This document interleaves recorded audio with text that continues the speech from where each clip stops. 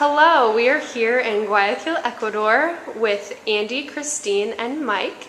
And just wondering what stood out this week to you guys. One of the things that stood out to me is how awesome the students are that we got to work with.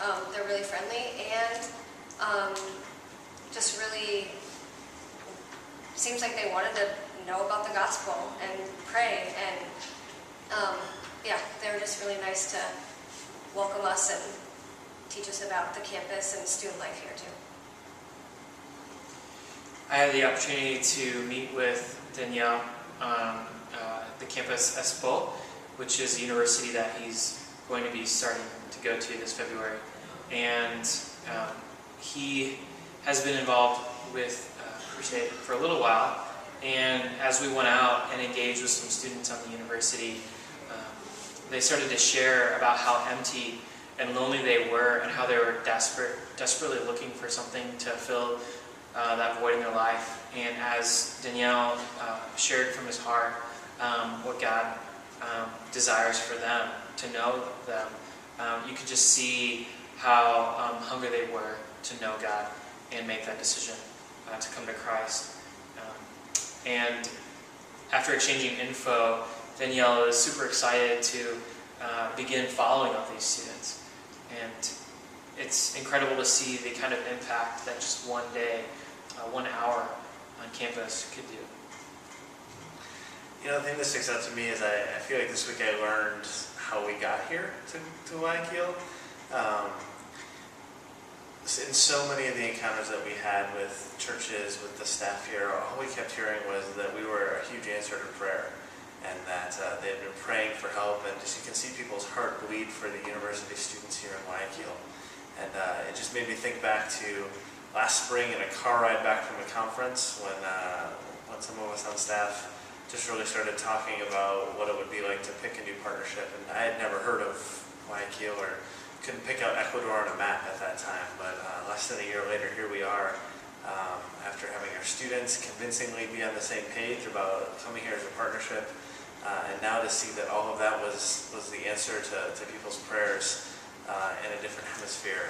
It's just amazing to see and to be a part of, and it gives me a tremendous faith that God's going to bring about His purposes here and bringing summer projects and stint teams here. So that's, I think, the big thing I'm taking away this week. And what are you guys praying and hoping for the city of Guayaquil? I would say, our new friends Martha and Todd, who are on staff in another city called Riobamba, they had to come all the way down here, 5 hours or something, just to have a team here. Like, the students are so hungry for the gospel, and the students who know the Lord already are so hungry for, it seems like, staff and people to be permanently here. So the hope and prayer is to have people permanently here, stint team and locals as well. Yeah, I'd have to agree with what she had said.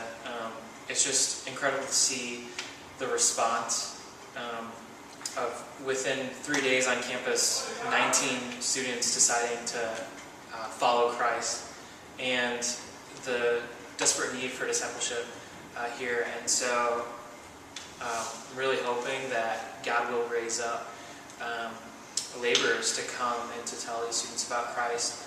We talk a lot about our hope is that every student on every campus would know someone who truly follows Jesus, and that is definitely something that would blow my mind if that happened here, because of the impact that these students could have on their culture, on their country. Yeah, I think I've learned just a ton about Guayaquil and a ton about Ecuador, both the good and the bad. And the good category is just the spiritual hunger that's there, that we experienced by when we saw so many students so